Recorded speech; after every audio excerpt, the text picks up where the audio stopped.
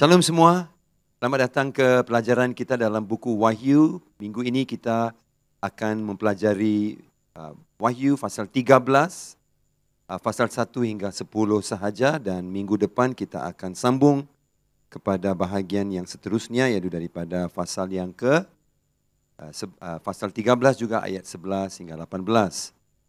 Nah, saudara, untuk pengetahuan anda semua, mungkin pelajaran ini panjang, tetapi saudara boleh sambung kerana dia dalam live stream. Saudara boleh belajar perlahan-lahan, terlalu penat, stop, pancur kopi dan sambung balik. Janji kita mendalami dalam firman Tuhan, mempersiapkan diri kita di akhir zaman ini dan mengetahui pekerjaan-pekerjaan jahat si iblis, rencananya, taktiknya, strategisnya, supaya kita bisa hidup mengatasi semuanya itu. Ya saudara, jadi untuk perhatian anda semua, kita sudah pun mempelajari pasal 12 minggu lalu, dan hari ini pasal 13, dan saudara, kita sedang belajar tentang penganiayaan besar, Great Tribulation. Penganiayaan besar di cover ataupun merangkumi pasal 6 hingga 18, buku Wahyu. Pasal 6 sampai 18. Dan penganiayaan ataupun pencobaan besar itu diberikan oleh Tuhan, bukan manusia, oleh Tuhan, kerana nombor satu, untuk mengejutkan orang-orang yang belum mengenal siapa dia. Kedua, untuk menggoncang iman orang-orang Yahudi yang mungkin sudah terhanyut. Dan ketiga, untuk menggenapkan kerajaan Allah, dan kerajaan Allah yang sudah ada di dalam bumi ini, dan Allah akan genapkannya, berarti akan sempurnakannya, ya, kerajaan Allah itu. Jadi saudaraku, untuk mengejutkan orang tidak percaya, saudaraku, untuk membangkitkan orang Yahudi, dan untuk menggenapkan kerajaan Allah. Dan saudara tahu bahawa penganiayaan ini dari pasal 6 hingga 18 ini, ataupun Great Tribulation, ditunjukkan ataupun dilakukan oleh Allah ke dalam bumi ini melalui 3 fasa. Fasa pertama adalah dengan Allah menggunakan 7 meterai. 7 meterai yang kita lihat dan telah pelajari dari pasal 6 hingga ayat 8. Kemudian 7 sangkakala dari pasal 8 hingga 11.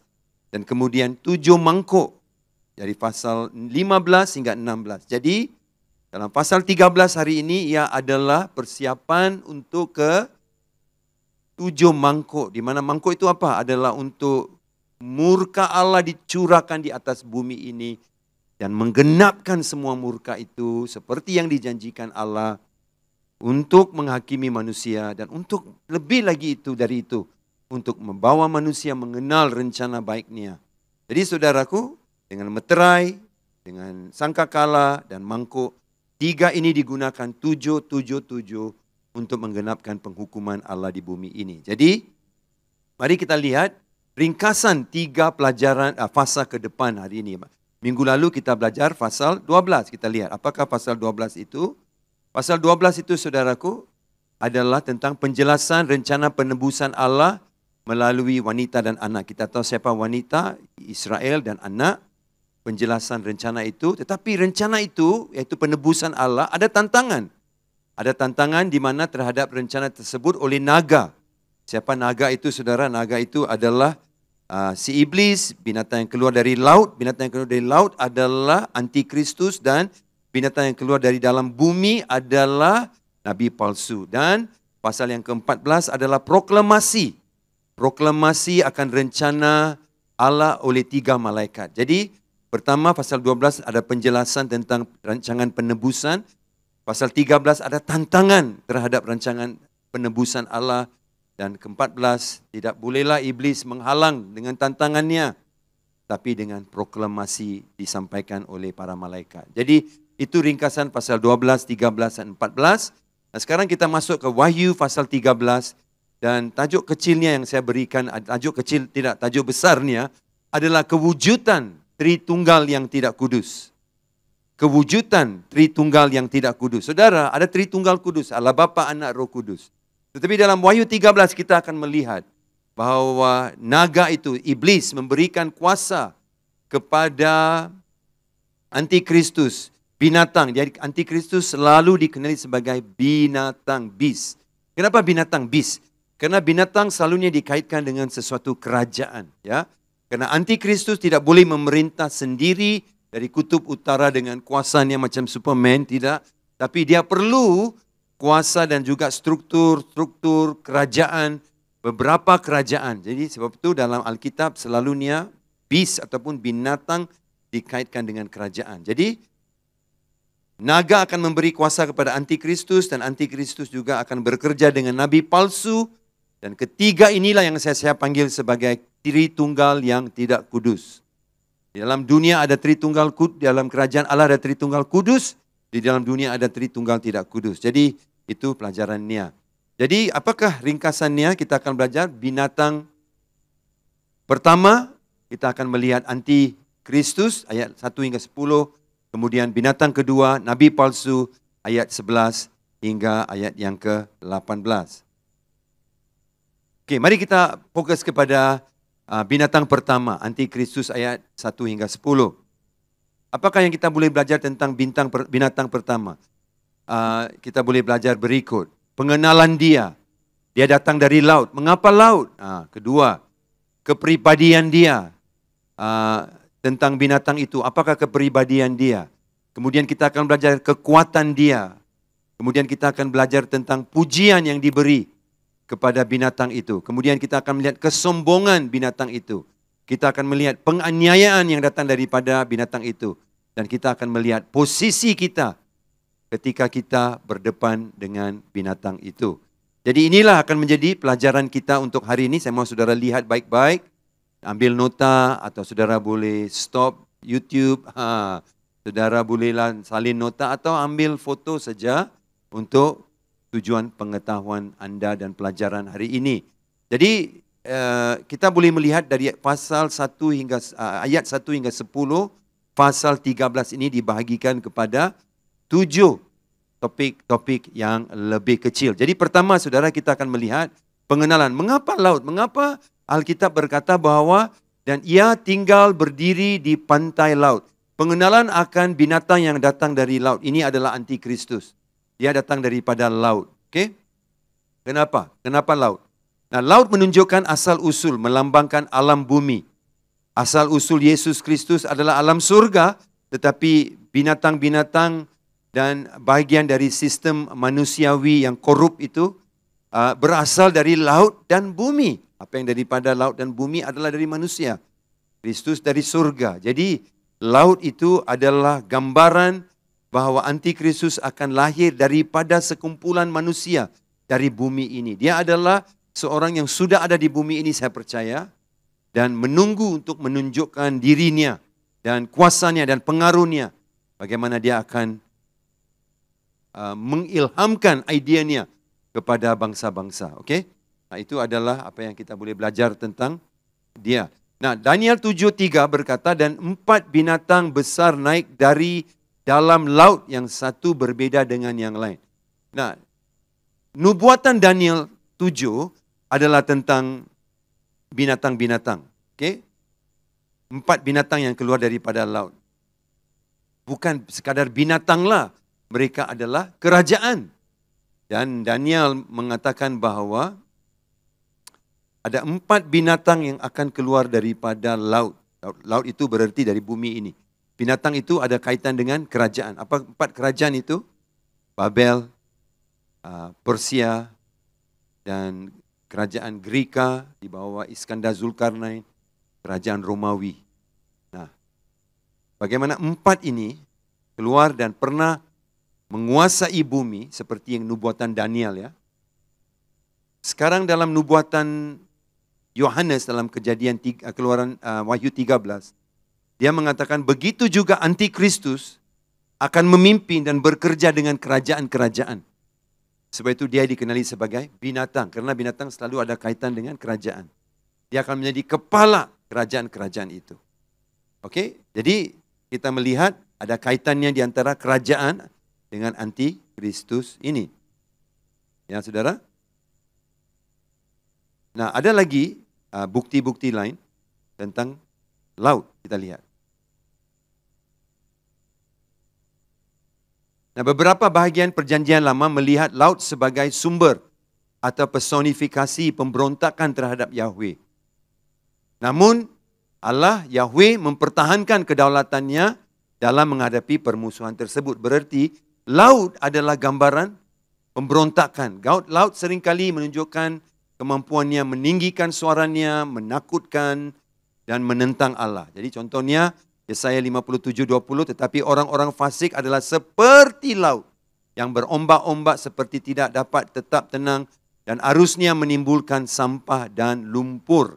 Nah, kita melihat bahawa di dalam cerita ini, saudara, kita melihat dalam firman ini bahawa laut itu seperti sesuatu yang sama dengan orang fasik.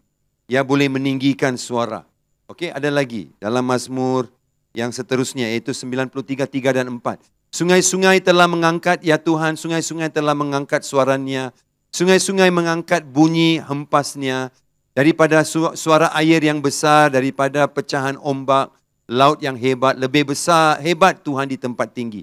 Sungguh pun di sini dalam bahasa Indonesia menggunakan sungai, tapi di dalam bahasa Inggris dia gunakan istilah ombak, ya, ataupun laut. Laut meninggikan, lautan meninggikan suaranya. Di sini diberikan satu figur bahawa laut itu seperti sesuatu yang congkak ataupun meninggikan diri, mengangkat suaranya terhadap Tuhan. Yesaya 17:12 hingga 13 juga berbunyi seperti itu. Wahai ributnya banyak bangsa-bangsa, mereka ribut seperti ombak laut menderu. Tengok. Mereka memberontak seperti laut. Gaduhnya suku-suku bangsa, mereka gaduh seperti gaduhnya air yang hebat. Suku-suku bangsa gaduh seperti gaduhnya air yang besar. Tetapi Tuhan mengharditnya sehingga mereka lari jauh-jauh, terburu-buru. Seperti sekam di tempat-tempat penumbukan, dihembus angin. Dan seperti dedak ditiup puting beliung. Jadi sungguh pun bangsa-bangsa seperti laut itu, tapi mereka tidak ada kuasa berlawan dengan Tuhan, karena Tuhan akan mengatasi semuanya itu. Mazmur 89:8 hingga 9. Ya Tuhan Allah semesta alam, siapakah engkau seperti engkau? Engkau kuat ya Tuhan, dan kesetiaanmu ada di sekelilingmu. Engkaulah yang memerintah kecongkakan laut pada waktu naik gelombang-gelombangnya. Engkau juga yang meredakannya. Saudara boleh melihat, sekali lagi kita melihat laut itu digambarkan seperti satu yang sombong, yang mengangkat dirinya dan memberontak. Tetapi Allah berkuasa semuanya itu. Jadi saudara, dari tempat yang diidentifikasikan dengan kejahatan, pemberontakan, kekacauan, dan penentangan terhadap Allah, seekor binatang bermunculan. Nah, daripada laut itu adalah gambaran pemberontakan, kejahatan, kekacauan, penentangan terhadap Allah. Daripada situlah, daripada dunia inilah yang penuh dengan pemberontakan, akan muncul seekor binatang. Binatang itu adalah anti-Kristus. Okey, adalah anti-Kristus. Kita sudah melihat kenapa laut. Sekarang kita lihat kepribadian dia. Mari kita lihat kepribadian dia. Wahyu 13:1b hingga 2. Bertanduk 10 dan berkepala 7, di atas tanduk-tanduknya terdapat 10 mahkota dan pada kepalanya tertulis nama-nama hujat. Jadi dia suka menghujat. Binatang yang kulihat itu serupa dengan macam macan tutul ataupun harimau bintang, leopard. Okay, macan tutul, ini bahasa Indonesia, macan tutul, dan kakinya seperti kaki beruang dan mulutnya seperti singa. Jadi saudara, kita melihat binatang ini ada kaitannya dengan binatang yang dinubuatkan di dalam Daniel 7. Apa nubuatan Daniel 7? Daniel sebenarnya menubuatkan kedatangan kuasa-kuasa empire dunia yang akan memerintah. Nah, kenapa dia menubuatkan? Karena dia menubuatkan bagaimana hala 7 sejarah dunia. Sudah dinubuatkan.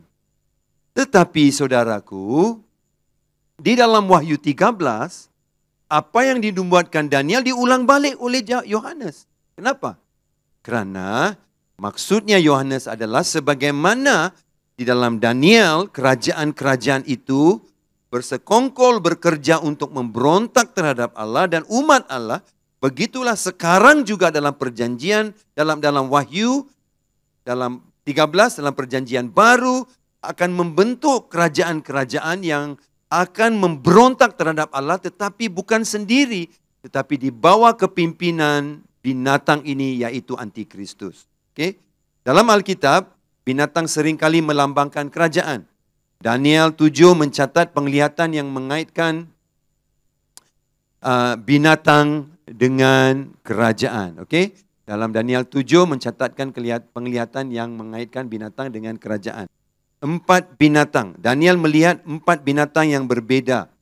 Masing-masing binatang mewakili kerajaan dunia. 4 binatang yang dilihat Daniel meliputi seekor singa, seekor beruang, seekor macan tutul, harimau bintang, dan seekor binatang bertanduk 10. Perhatikan bahawa binatang yang Yohanes catat dalam buku Wahyu 13 mempunyai semua ciri-ciri ini yang disebut dalam Daniel 7. Tadi kita bacakan Wahyu 13, 1 dan 2. Di situ juga ada 3 binatang ini. Berarti saudaraku, binatang yang keempat dalam Wahyu 13 adalah binatang dengan 10 tanduk, yaitu Antikristus. Jadi berarti ada kaitan, berarti kerajaan yang dulu memerintah sekarang sudah berakhir. Seperti itu di dalam zaman-zaman ini akan ada kerajaan-kerajaan juga. Jadi Antikristus menjadi aktif berkuasa karena dia akan pakai ketenteraan, ekonomi, kesehatan, keuangan dan semua kerajaan-kerajaan itu yang akan bergabung dan mengangkat dia menjadi pemimpin mereka. Kita melihat contohnya Daniel 7:4. Yang pertama rupanya seperti seekor singa dan mempunyai sayap burung Raja Wali, yaitu kerajaan Babel. Kemudian, dan tampak ada seekor binatang yang lain. Yang kedua, rupanya seperti beruang. Ia berdiri pada sisinya yang sebelah. Dan 3 tulang rusuk masih ada dalam mulutnya di antara gigi. Siapakah itu? Ini adalah kerajaan Persia. Dan kemudian, Daniel 7:6, kemudian aku melihat tanpa seekor binatang yang lain, yang rupanya seperti macan tutul dan 4 sayap burung pada punggungnya. Lagi pula binatang itu berkepala 4 dan kepadanya berikan kekuasaan. Berkepala 4 berarti setelah ini adalah kerajaan Iskandar Zulkarnain, Greek, dan selepas dia Iskandar meninggal, ada 4 kerajaan kecil yang ataupun empire kecil yang terbentuk selepas dia meninggal. Kemudian saudaraku, kita melihat dalam Daniel 7:7, kemudian aku melihat dalam penglihatan malam itu tampak seekor binatang yang keempat. Nah, ini adalah binatang apa ini dalam Daniel 7? Ini adalah kerajaan Romawi yang memerintah sangat lama dan sangat ngeri pemerintahan mereka yang menakutkan dan mendahsyatkan.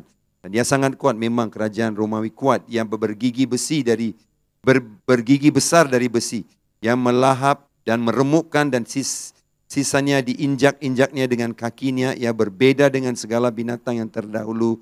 Lagi pula ia bertanduk 10. Alangkah luar biasanya bila kita membaca ayat-ayat seperti ini, saudara. Wow, kita boleh memahami apa yang orang-orang zaman dulu sebelum terjadinya 4 kerajaan ini belum pernah melihat. Mereka hanya baca saja nubuatan dan hanya teka-teki saja. Tapi kita sudah melihat dan kita tahu maksudnya binatang yang keempat itu ngeri dan yang meremukkan. Itu adalah empire ataupun kerajaan Romawi. Contohnya, mari kita lihat gambar ini, saudara. Nah, inilah dalam Daniel 2, Daniel memimpikan tentang patung itu. Di atas adalah Babel, bahagian badannya adalah Persia, bahagian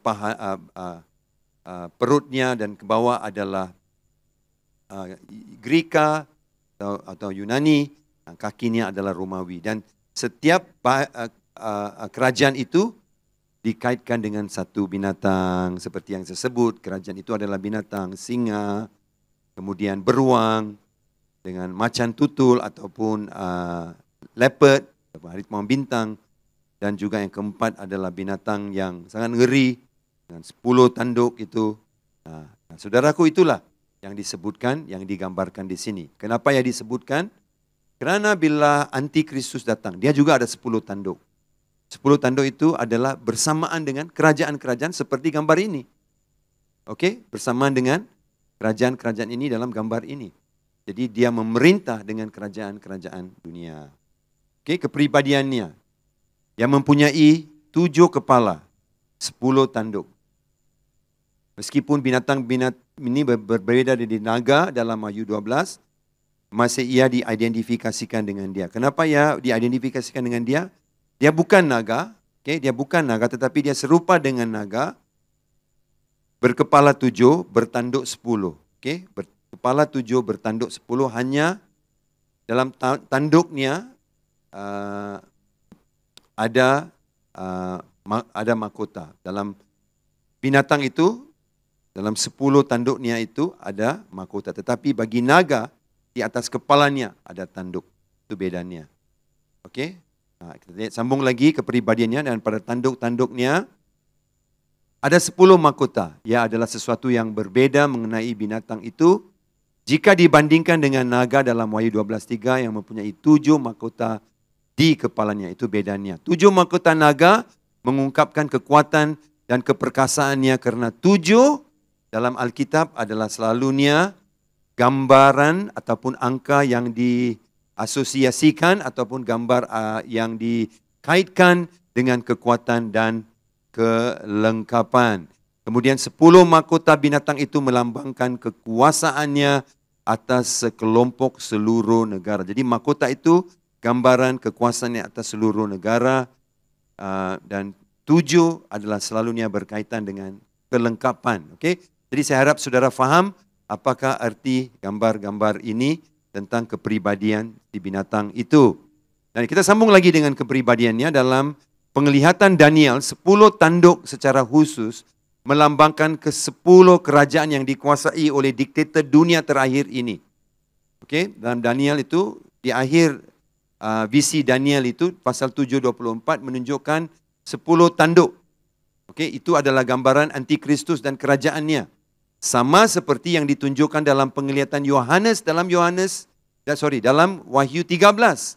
10 mahkota pada 10 tanduk menekankan gagasan ini, menekankan tentang pemerintahan kuasa diktator di akhir zaman. Jadi ada kaitan di antara visi yang Yohanes dengan visi Daniel 7. Kedua-dua ini membuktikan akan ada kerajaan yang bergerak bersama dengan antikristus. Nah, kita lihat, adakah ini antikristus atau antikristus? Apa itu, Pastor? Antikristus atau antikristus? Satu, antikristus ejaannya abjad A-nya itu abjad E besar, satu E kecil. Nah, perkataan antikristus hanya muncul 5 kali dalam 4 ayat di dalam Alkitab. Tidak pernah muncul di dalam Wahyu, tahu?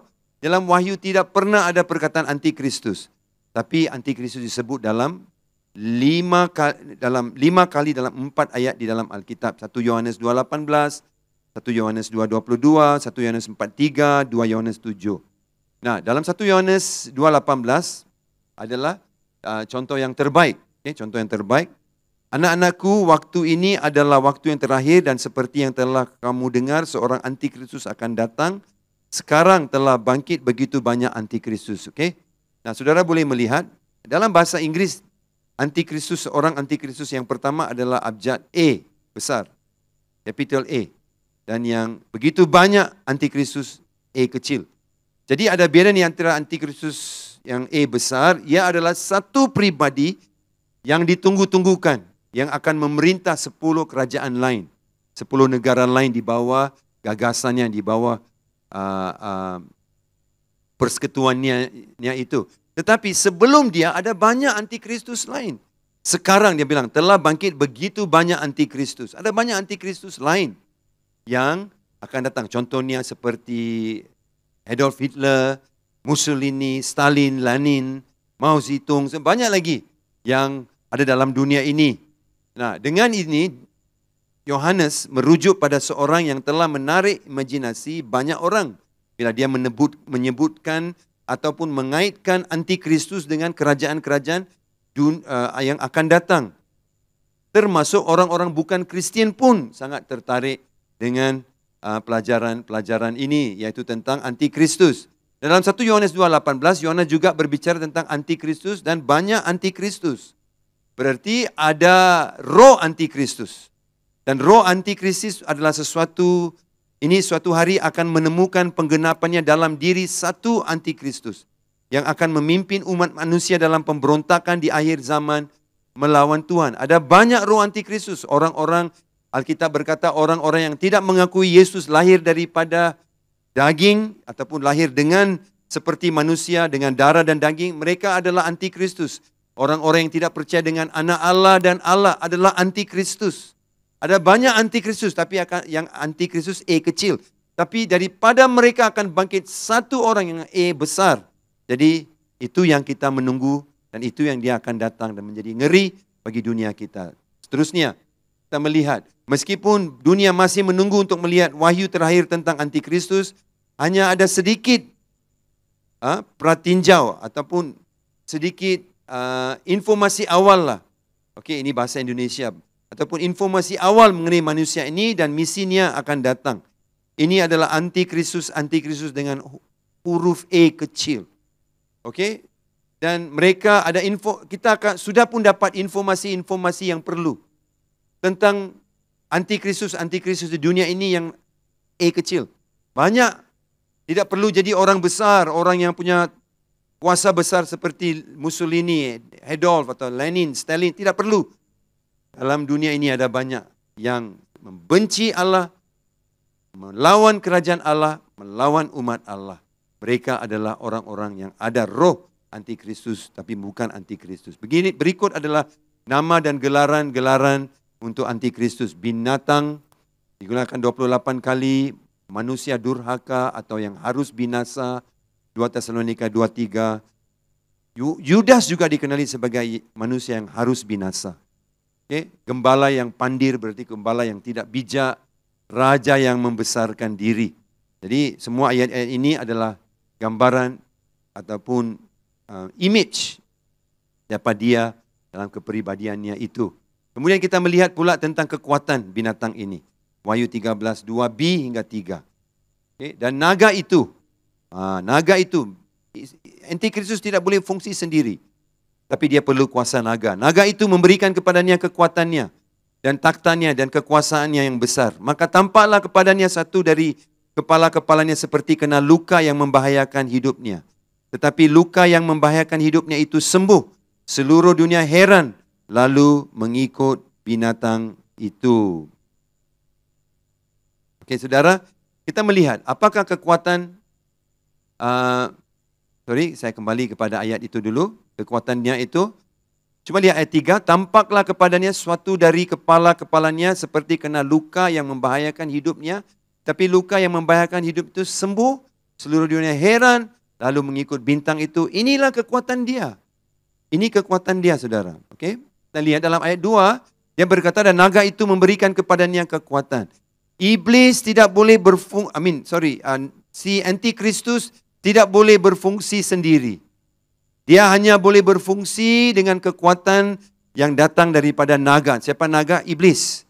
Dan kekuatan taktanya, kuasanya. Jadi dia akan menjadi suara kepada iblis. Pemimpin dunia ini benar-benar diperdayakan dan didukung oleh setan. Melalui manusia ini, siapa itu? Iaitu antikristus. Setan akan mengungkapkan keinginannya dan otoritasnya sendiri.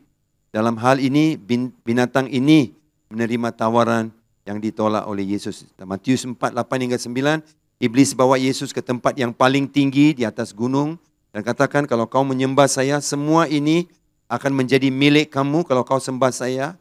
Tetapi Yesus tidak menerima apa yang iblis persembahkan kepadanya, tetapi menyembah Allah sahaja. Tapi si antikristus akan menerima tawaran daripada si naga itu, saudaraku. Kita lihat kekuatannya lagi.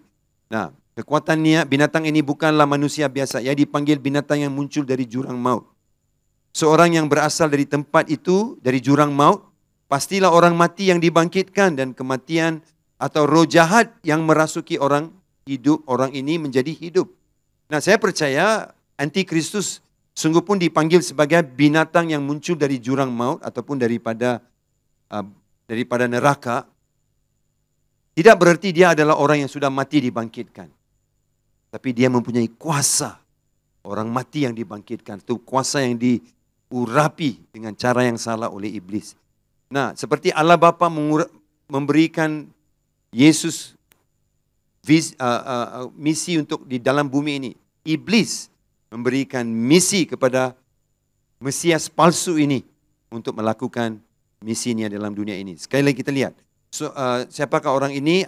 Amr 5, apapun kasusnya, apapun saudaraku yang dibawanya, binatang itu sebagai manusia adalah makhluk luar biasa dan supernatural, ataupun binatang yang mempunyai kuasa luar biasa. Bisa jadi setan sendiri yang menguasai orang ini, dan inilah yang membuatnya luar biasa. Demikian pula halnya dengan Yudas yang kerasukan setan. Ingat saudaraku, saya percaya dia bukan orang mati dibangkitkan, dia orang yang sudah hidup, mungkin sedang hidup sekarang di bumi ini, tetapi dia akan dikuasai oleh iblis. Sebagaimana Yudas, dia dikuasai iblis. Alkitab berkata dalam Yohanes 13:27. Dan dia keluar untuk menganiaya dan untuk menolak Yesus. Dan bekerja bertentangan dengan keinginan Tuhan. Itu yang dilakukan oleh Antikristus satu hari. Wahyu 13 ayat 3 berkata begini. Wahyu 13:3. Binatang dan lukanya, maka tampaklah kepadaku satu dari kepala-kepalanya seperti kena luka yang membahayakan hidupnya, tapi luka yang membahayakan hidupnya itu sembuh. Seluruh dunia heran lalu mengikuti binatang itu. Nah, saya percaya ini adalah perbuatan kepalsuan yang dibuat oleh Antikristus akan Yesus dan kematiannya. Apa maksud saya? Ingat, Yesus mati dan dia dibangkitkan. Dan kebangkitannya itu menyebabkan banyak orang percaya dia adalah Tuhan. Sama seperti itu. Si Antikristus, saudara, kalau dia keluar daripada neraka, tak ada orang lah mau ikut dia. Betul? Tak ada orang mau ikut dia. Tapi dia mungkin dilukai. Mungkin karena dia cedera dalam sesuatu perangka, dia cedera. Dan ataupun dan setelah dia cedera, ataupun di satu penghukuman dari Tuhan dia cedera, tapi iblis karena memberi dia kuasa, dia akan sembuh cepat. Karena dia sembuh cepat, wow, orang akan tengok, wow, luar biasanya, dia macam sudah mau mati tapi bangkit, gitu. Samalah Yesus memang mati, dia belum mati, Yesus sudah mati. Dan kebangkitan yang menyebabkan dunia percaya dengan Yesus.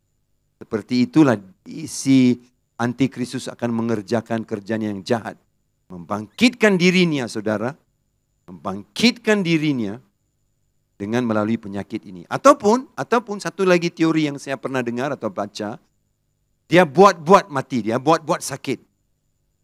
Tapi kita kan hari ini ada banyak fake news, berita buruk. Tapi tiba-tiba dia dibangkitkan. Menyebabkan, wow, semua orang percaya. Hari ini dengan 5G, dengan AI, teknologi, saudara, dengan suara, dengan rupa yang boleh dijadikan, semua pun boleh dibuatlah. Nah, itulah yang mungkin terjadi, di mana kematiannya ataupun kesakitannya dibuat-buat, tapi tiba-tiba dibuat-buat dia sembuh balik, wow, dia mendapat sanjungan tinggi. Okey, itu adalah sikapnya dan kita kuasanya dan bagaimana dia menarik orang kepadanya. Keempat, kita melihat pujian untuk binatang itu. Apakah pujiannya? Mereka menyembah naga itu kerana memberikan kuasa kepada binatang itu. Dan mereka menyembah binatang itu sambil berkata, siapakah yang sama seperti binatang ini? Dan siapakah yang dapat berperang melawan dia? Kita lihat mereka memuji dia. Macam mana? Ketika orang-orang menyembah binatang ini dan sujud di hadapan pemerintahnya, mungkin mereka tidak sadar bahwa mereka sedang sujud kepada setan sendiri. Tetapi ini memang samalah. Sama ada sungguh pun mereka menyembah dan memberikan pujian kepada si Antikristus tanpa mereka sadari sebenarnya mereka menyembah iblis yang memberikan kuasa kepada Antikristus. Sebagaimana ketika kita memanggil nama Yesus, kita menyembah Allah Bapa juga karena dia adalah Tuhan. Samalah saudaraku, banyak orang tidak sadar dan 10 kerajaan yang bersepakat dan bersekutu dan mengakui Antikristus pemimpin mereka. Dan orang-orang di dalam kerajaan itu menyembah. Hati-hati kamu supaya kamu tidak menyembah Antikristus. Okay? kamu tidak menyembah hati Kristus. Kita lihat lanjut seterusnya. Nah, hanya sebagian kecil orang yang terang-terangan menyembah setan. Namun hal ini dikarenakan kebanyakan orang memikirkan setan kelihatan dengan keburukan dan kengerian. Nah, saudaraku, sebenarnya kalau kita sebut setan, hanya sedikit orang yang mau sembah dia kan. Kenapa saudara? Sebab siapa yang mau pergi sembah setan itu? Siapa yang mau pergi sembah dia? Oh devil. Tidak ada orang lah. Tetapi saudaraku, si antikristus ini licik saudara. Dia akan menggunakan kelemah lembutannya, dia akan menggunakan kebijaksanaannya, rupanya dan juga dirinya seorang karismatik. Dia akan menggunakan semua itu untuk menyebabkan orang mempercayai dia. Kalau dia tunjuk dirinya sebagai betul-betul seperti dari neraka, tak ada orang lah yang mau ikut dia. Nah, ini adalah satu penipuan iblis. Dia menggunakan cara lembut untuk memesongkan hati orang. Kita lihat dalam 2 Korintus 11, 14 hingga 15. Hal itu tidak usah mengherankan sebab iblis pun menyamar sebagai malaikat terang. Jadi bukanlah suatu hal yang ganjil jika pelayan-pelayannya menyamar sebagai pelayan-pelayan kebenaran. Kesudahan mereka akan setimpal dengan perbuatan mereka. Jadi saudara, tidak heran. Kalau kita melihat, kita gunakan istilah ini, anti-Kristus. Anti itu berarti dia buat semua bertentangan dengan Kristus. Kita akan bilang, tak mau. Kita tak mau anti-Kristus. Tapi saudara, dia sebenarnya adalah seseorang pribadi yang mengganti Yesus. Berarti dia alternatif. Dia pilihan lain. Tidak apa-apa itu. Saya mau kalau dia pilihan lain. Saya tidak percaya, susah mau percaya Yesus ini. Lambat dia bagi jawaban. Susah mau ikut dia, terlalu banyak tuntutan. Jadi kalau ada alternatif lain, bagus kan? Ada pilihan lain. Jadi dia datang dengan menyamar dirinya sebagai malaikat terang untuk mengganti Yesus. Sebab itu kita yang tahu kelicikan dan kejahatannya, kita panggil dia anti-Kristus. Dalam dunia dia tidak akan datang sebagai anti-Kristus. Orang tak akan ikut dia lah. Tapi sebagai binatang yang karismatik, yang boleh mengubah orang. Kemudian kita lihat kesombongannya. Ya, kesombongannya kita melihat. Ayat 5 hingga 6. Dan kepada binatang itu diberikan mulut yang penuh kesombongan dan hujat. Kepadanya diberikan juga kuasa untuk melakukannya 42 bulan lamanya. Lalu yang membuka mulutnya untuk menghujat Allah, menghujat namanya, dan kemah kediamannya, dan semua yang mereka diam di surga. Oke? Nah, kita lihat apakah kesombongan si binatang ini. Binatang ini adalah manusia yang berbicara melawan Allah dan segala sesuatu yang Allah mewakili. Siapakah namanya? Kemah kediamannya. Ingat, di akhir 7 tahun itu. Di akhir 3,5 tahun. Dan dalam 7 tahun, 3,5 tahun dia baik. 3 tahun setengah yang terakhir dia jadi jahat. Dia masuk ke dalam bait suci Allah. Dan dia menajiskan bait itu. Dan dia juga melawan semua orang yang diam di surga. Siapakah orang di surga? Kenapa dia melawan mereka? Jadi mereka di surga. Ingat, kita diangkat sebelum penghukuman besar ini, sebelum penganiayaan besar, orang Kristian diangkat ke surga.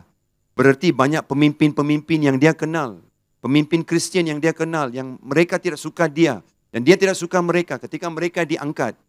Dan dia masih lagi menghujat mereka, masih lagi memburukkan mereka. Masih lagi cakap yang jahat-jahat tentang mereka. Itulah sebabnya nama Tuhan, kemah suci Tuhan dinajiskan dan mereka yang di surga juga diberikan kata-kata yang buruk. Next, kesombongannya. Dan dia diberi kuasa untuk melanjutkan selama 42 bulan, yaitu 3,5 tahun. Binatang ini terus, lihat ya, dia diberi kuasa untuk melanjutkan. Diberi kuasa. Berarti, saudaraku, masa dia terhad satu. Kedua, dia tidak boleh bertindak sendiri. Kecuali Allah membenarkannya. Kecuali Allah yang memberikan dia kuasa itu. Allah yang memang iblis berikan dia kuasa, tetapi mengaktifkan kuasanya itu datang daripada Allah. Dan 3,5 tahun terhad juga. Jadi itu memberikan keyakinan. God is in control. Tuhan berkuasa. Kita lihat, lanjut kita lihat. Dia diberikan, dalam ayat 5, dia diberikan. Binatang itu mempunyai pemerintahan penuh selama setengah setengah dari 7 tahun terakhir. Namun sepanjang waktu itu dia masih berada di bawah kekuasaan Tuhan. Dia diberikan. Ayat 5 dikatakan dia diberikan. Okey, iblis beri dia kuasa di dalam tubuh dia. Tetapi yang membenarkan kuasanya beraksi adalah Tuhan. Dan 3,5 tahun Allah mengontrol dia. Kemudian next, penganiayaan yang datang dari binatang itu. Kita lihat penganiayaan yang datang daripada dia. Okey. Dan diperkenankan untuk berperang melawan orang-orang kudus untuk mengalahkan mereka, dan kepadanya diberikan kuasa atas setiap suku dan umat dan bahasa dan bangsa. Tidak ada satu orang pun terabai, worldwide, seluruh dunia kuasanya akan terasa. Dan semua orang yang diam di atas bumi akan menyembahnya, yaitu setiap orang yang namanya tidak bertulis sejak dunia dijadikan di dalam kitab kehidupan dari anak domba yang telah disembelih. Nah saudara, kita dikatakan dia diberi kuasa untuk berperang dengan orang-orang kudus. Siapakah orang-orang kudus ini? Kita akan lihat sebentar. Wahyu 12 menggambarkan fenomena luas penganiayaan setan selama masa kesengsaraan itu. Ya, dalam pasal 12 kita pernah baca. Tapi di bawah antikristus dia akan sambungkan penganiayaan dia itu. Di sini instrumen utama dari penganiayaan tersebut didedahkan. Kerajaan binatang akan menganiaya dan membunuh semua orang yang tidak menunduk menyembah binatang itu. Jadi binatang ini tuntut penyembahan. Macam mana? Sama seperti kaisar-kaisar Romawi. Tiap tahun untuk kamu kekalkan kerajaatanmu, kamu mesti menyembah Kaisar Augustus ataupun kaisar-kaisar Romawi. Mesti menyembah kaisar-kaisar di dalam kerajaan Romawi. Macam mana mereka menyembah? Mereka pergi ke bait suci. Mereka pergi ke bait suci dan mereka akan mengambil sedikit kemenyan dan mereka bakar. Sedikit saja, cukup. Dan mereka diperbarui kerakyatan, diberi hak-hak istimewa kerakyatan sebagai rakyat Romawi. Besarlah, is powerful kingdom. Kerajaan yang berkuasa. Jadi itu adalah penyembahan kepada siapa? Kaisar. Sama seperti itu, si binatang ini memaksa orang untuk menyembah dia. Kalau tidak menyembah dia, dia menganiaya dan membunuh. Nah, itulah penyembahan yang dipaksa, yang diminta oleh si binatang ini kepada semua orang. Nah, soalannya untuk apa? Untuk mengatasi atau menakluki mereka. Kemenangan tidak bererti bahawa binatang itu dapat mengalahkan iman orang-orang kudus. Ingat ya, dia tidak boleh mengalahkan iman orang-orang kudus. Hanya boleh menghancurkan tubuh. Tapi iman mereka tetap kekal karena nama mereka akan ditulis. Sudah ditulis dalam buku kehidupan. Mereka akan kekal, bertahan untuk Tuhan. Sebab itu antikristus pikir dia boleh kontrol semua orang dengan penyembahan dan paksaan. Ya mungkin. Orang-orang yang namanya tidak tertulis dalam buku kehidupan, mereka senang ikut. Tetapi orang yang percaya akan tetap bertahan. Nah, siapakah orang-orang ini? Dia dapat menghancurkan kehidupan fisik mereka dan tampaknya mengalahkan tujuan umat Allah di bumi ini. Siapakah orang-orang kudus ini? Apakah itu kita? Nah, jawapannya saya berikan kepada saudara. Bukan kita. Kenapa? Kita sudah pun pindah ke surga melalui pengangkatan. Tetapi orang-orang yang masih berada di bumi ini tahu tentang kita, tahu iman kita, tahu tiba-tiba kebenaran Injil, kebenaran kerajaan Tuhan, kebenaran Yesus, kebenaran Alkitab, mereka akan percaya sepenuh dengan Yesus. Dan mereka tidak akan takut mati. Mereka akan lawan antikristus. Antikristus memang berkuasa. Karena dia bukan sendiri, dia ada kuasa iblis dalam dia. Kuasa 10 kerajaan dunia ini ada di belakangnya. Dan dia gunakan tentera, dia gunakan kuasa, dia gunakan ekonomi, dia gunakan media, dia menggunakan social media, dia menggunakan uang dan hancurkan orang yang tidak menyembah dia. Tetapi orang percaya akan lawan. Kenapa? Iman mereka dalam Kristus adalah luar biasa. Mereka tidak takut mati. Sebab itu saudara, antikristus will not have it easy. Dia tidak akan kalahkan orang percaya, orang kudus dengan senang. Siapakah orang kudus ini? Mereka inilah orang-orang yang tertinggal di bumi, tidak mendapat pengangkatan. Tapi akhirnya mereka percaya dan mengakui Yesus.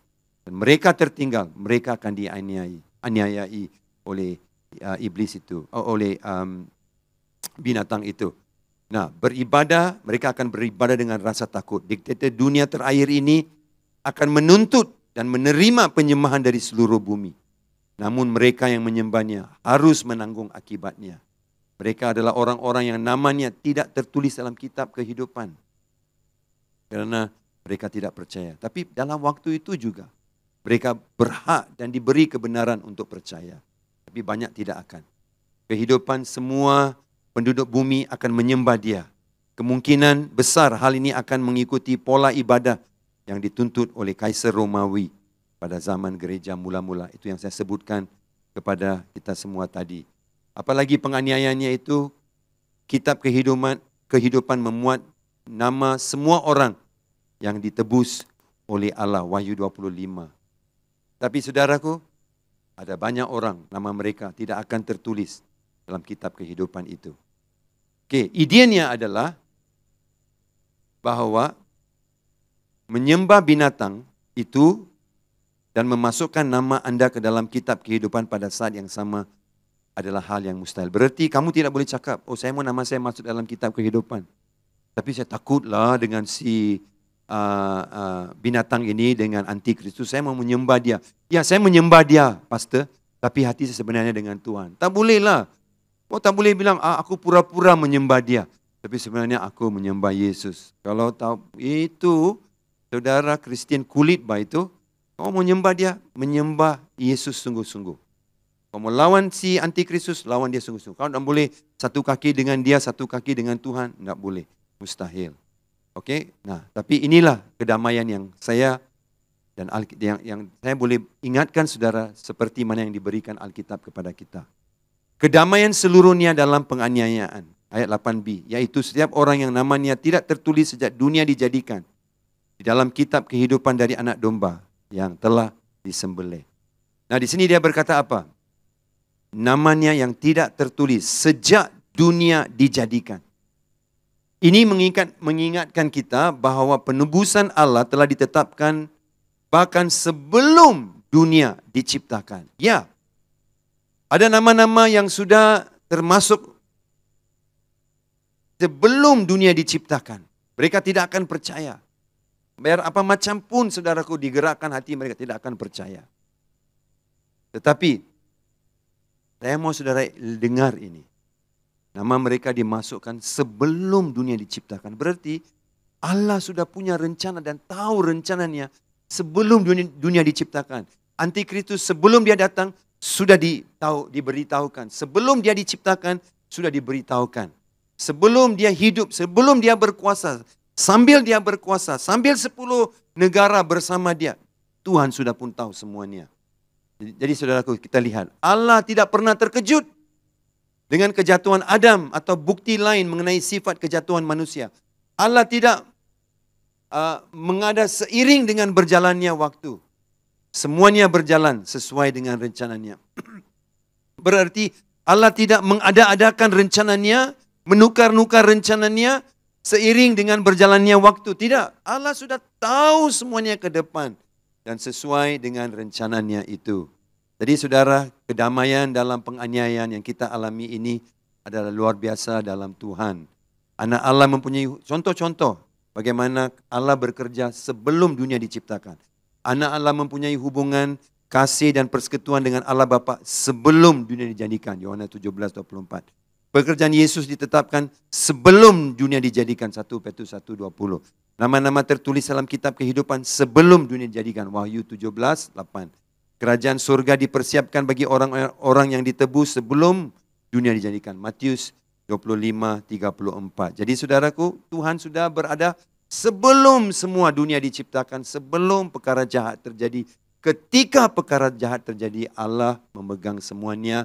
Jangan takut. Yes, antikristus jahat, tapi kita akan menang. Apakah posisi kita ketika dia datang? Nah, ini adalah yang terakhir. Barang siapa bertelinga, hendaklah ia mendengar. Barang siapa ditentukan untuk ditawan, ia akan ditawan. Barang siapa ditentukan untuk dibunuh dengan pedang, ia harus dibunuh dengan pedang. Yang penting di sini ialah ketabahan dan iman orang-orang kudus. Saudaraku, kita mesti siap mati dengan pedang. mati dalam penjara. Tuhan sudah nubuatkan, inilah persiapannya. Tetapi bagi orang percaya hari ini, kita akan diangkat sebelum semua ini terjadi. Tapi bagi kita yang tidak mau percaya, kalau pengangkatan sudah terjadi, kita ditinggalin di sini. Antikristus akan mengerjakan semua ini. Mungkin waktu itu baru kamu percaya. Kalaupun kamu percaya, kamu tetap akan melalui penganiayaan besar ini. Dan ingat, kalaupun kamu melalui penganiayaan besar itu, kamu harus bersiap untuk mati dengan pedang dalam penjara. Tapi mungkin ada teman-teman kita yang tidak akan terangkat dengan kita. Mereka ditinggalkan. Nah, kalau mereka pegang dengan Tuhan, tidak goyah, mereka tetap akan diselamatkan. Posisi kita bila dihadapan dengan bintang yang tidak diangkat tapi yang tertinggal, apakah posisi kita? Kita lihat. Posisi kita hidup dengan akhir zaman dalam minda kita. Yaitu keadilan Tuhan. Hidup dengan akhir zaman. Jangan lupa tentang keadaan akhir zaman. Pikiran kita harus selalu memikirkan tentang keadaan akhir zaman. Dan keadilan yang akan datang daripada Tuhan. Berikut adalah kesabaran dan iman orang-orang kudus. Mereka akan diserang dengan kejam oleh antikristus dan pengikutnya. Orang-orang kudus Allah mesti mengekalkan iman yang teguh dalam keadilan Allah yang tertinggi. Dia akan memberikan balasan kepada penganiayaan mereka dengan penganiayaan dari dirinya sendiri. Jadi saudara, Bapak Ibu ingat, Allah akan membalas balik. Dia akan mengerjakan. Bagi yang tidak percaya dan pengangkatan terjadi, kamu akan tertinggal. Kamu akan berdepan dengan antikristus. Tapi namun begitu pun Tuhan akan memberikan kamu kekuatan untuk berdepan dan tetap teguh untuk memuliakan Tuhan. Tidak senang, tapi kekuatan Tuhan, keadilan Tuhan akan berperang untuk pihakmu. Tapi sebelum itu saudaraku, mari saya dorong saudara. Janganlah tunggu sampai itu. Percayalah hari ini. Dan ikutlah Tuhan Yesus. Supaya kamu diangkat. Dan penganiayaan ini yang disebutkan dengan antikristus tidak akan melanda hidup kita. Mari kita berdoa.